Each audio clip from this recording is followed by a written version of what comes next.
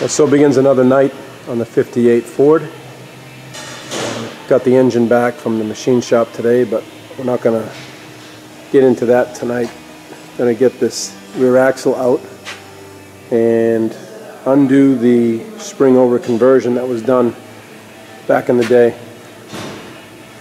You can see the axle is hung under the spring, and originally it was over the spring.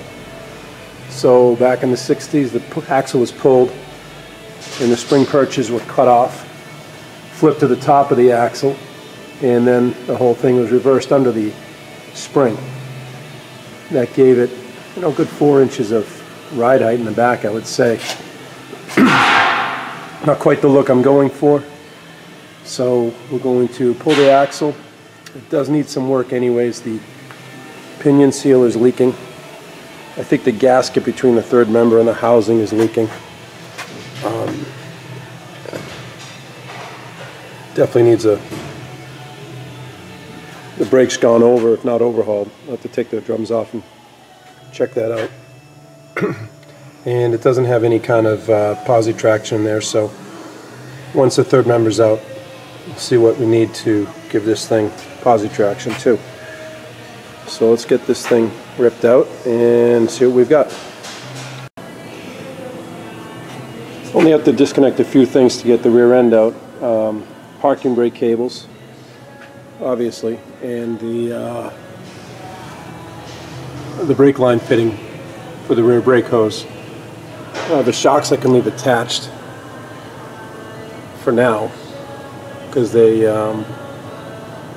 bolt to the bracket, the U-bolt retaining bracket. But just to illustrate the condition of the car, this is the parking brake equalizer and adjuster, and it's not factory fresh, but for a 56-year-old car, it's an incredible condition. These are the two retainer clips for the brake cables on their brackets under the car here, right there. And even the cables themselves, like, I don't know if they're original or not, but I would assume so. And what a pleasure it is to work on a vehicle in such nice condition, being 56 years old. A lot of my Jeeps that are 10 to 12 years old are not nearly in this good a condition. Well, let's get that brake line out and start dropping the axle.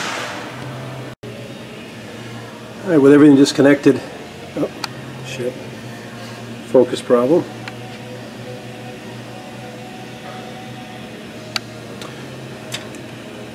Alright, with everything disconnected now, I just dropped the car down on the ground onto a furniture dolly. And so I'll drop these U-bolts, and the differential will just drop onto the dolly. Be all set. The rear axle's out, and light just went out. Shit. Hot bulb. Anyways, rear axle's out, and I just lost my light. But you can kind of see underneath, really not a whole lot left to this car in the back here. They're pretty simple.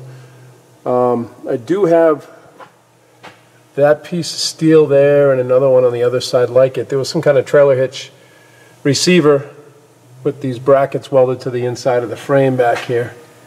So I'm going to cut those off, grind them down flush, and then we'll get some Castrol Super Clean or degreaser under here and pressure wash the underside of the car and pressure wash the differential over there. So this thing had air shocks in it too. I took them out and took the lines out as well. Get them over on the floor there. Again, no torches, no penetrating oil. Everything just unbolted.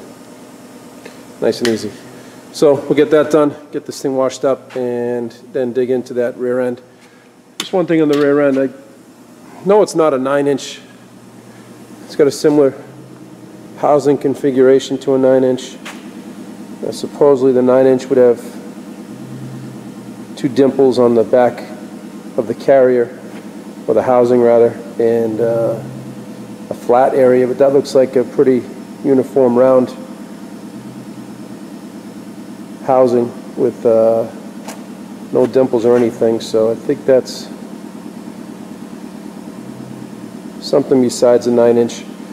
Well, I'll figure it out one way or another, but get these things cleaned up now and then get those axle perches or spring perches cut off and get them flipped over to the other side.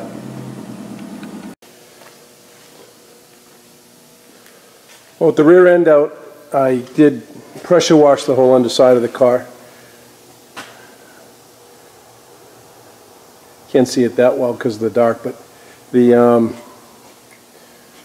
you can see the mud all over the floor. There was a lot of dirt under there, but under the dirt was original paint and some bare metal, but no rust. So the whole underside of the car is clean now. Sprayed it down with purple power degreaser after the first pressure washing, then hit it again with the pressure washer. So I got a ton of mud off the bottom side of the car. Let that dry overnight, and tomorrow we'll scuff it up, hit it with some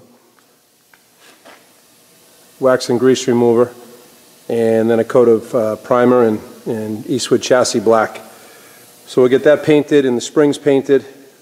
I've got the cross member all cleaned up. We'll get that prepped and painted tomorrow. I did take the time tonight to, well, disassembling the rear end. The bearings and seals and everything on the axles are fine. Seals aren't seeping at all. Wheel cylinders look dry. I'll probably just go with them and try to bleed it out. Hopefully nothing leaks. Those are easy enough to replace after the fact though. So we got the just threw the backing plates over here with the cables attached. Shoes are perfect, hardware is good. So that stuff is just going to get cleaned up. Coat of chassis black and put it back together. Axles are nice, bearings are nice. So we'll get this stripped out. I'll pull the center section out next. I'll probably send that out to a driveline shop and have a posi unit put in it, and it needs a pinion seal in the gasket between the housing and the third member. So when that gets back, we'll reinstall it. But for now, get it disassembled, get the tube cleaned up. When the axle spring over conversion was done, they really stick welded these perches pretty good to the axle, so it's going to take a little bit getting those off without damaging the axle tube or the perches, so I can reuse them. Well, that's a wrap for tonight. Got everything done that I wanted to, with the rear end housing all stripped out and draining. When that drains tomorrow, we'll work on cutting off those spring perches and reversing them and setting the housing back up in the rear, getting the right angle and getting the perches welded back on. So it'll be a good opportunity to get the undercarriage all painted. The front's all done. The rest of the frame is cleaned up. It'll be dry tomorrow. Get a coat of paint on that and the springs. The fuel tank will go back in. Still don't have a sending unit for it, but I'm going to use the old one. It's pretty rusty, but I'll clean it up. If I get lucky, it'll work. If not, fortunately, the engineers are smart back in the 58. They put an access hole in the rear of the car that you can remove and access the sending unit without dropping the tank again. So we'll get that back in hopefully tomorrow.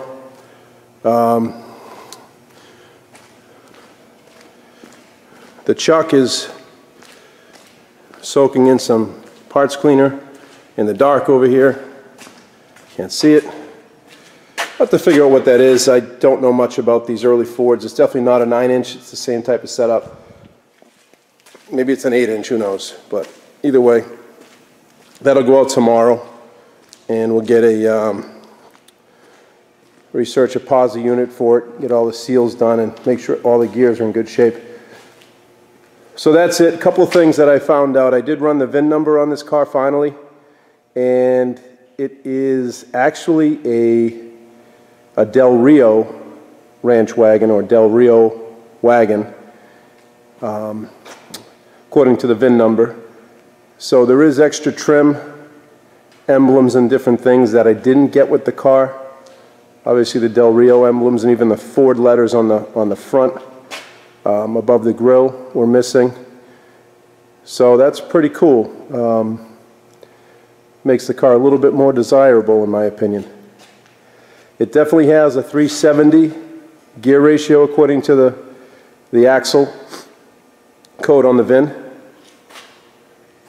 So I think 370s will be perfect. So we can leave those alone. So next time we'll work on getting the engine assembled and painted. We'll get the rear axle housing fixed up and get some paint on the undercarriage and keep pushing. So until next time, thanks for watching.